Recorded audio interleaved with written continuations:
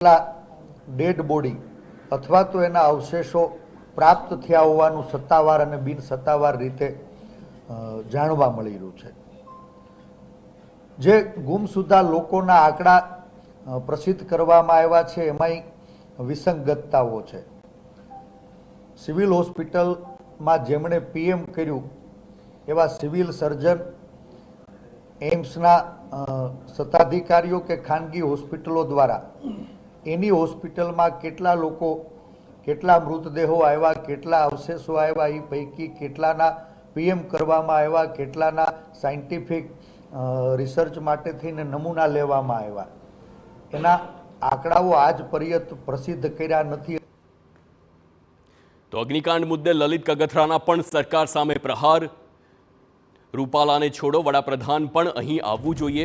ચૂંટણી પ્રચારમાંથી સમય કાઢીને વડાપ્રધાને અહીં આવવું જોઈએ તેમ જણાવ્યું। હાઈકોર્ટે કહ્યું ફરિયાદમાં કમિશનરનું નામ કેમ નથી, હવે આઈએએસ ઇવેન્ટ મેનેજર બન્યા છે તેમ લલિત કગથરાના આક્ષેપ છે। તેમના નામે પોલીસ ફરિયાદ થવી જોઈએ। જો ફરિયાદમાં નામ નહીં લેવાય તો કોંગ્રેસ આંદોલન કરશે। સરકારનો જો ઈરાદો હોય તો એને શું કરવું જોઈએ? તમે નહીં, કોર્ટે કીધું કે આમાં કમિશનરનું નામ કેમ નથી?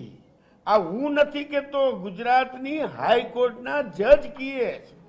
તો હજી સરકારને કેના શબ્દોથી ઉઠવાનું છે? એના ભરોસે તમે એના અધિકારીઓ કામ કરતા હોય છે, એના ભરોસે તમે રાજકોટની 18 લાખ પબ્લિકને છોડીને જાઓ છો। એ પબ્લિકના વડા એના 4 વર્ષ સુધી એ શું કરતા હતા?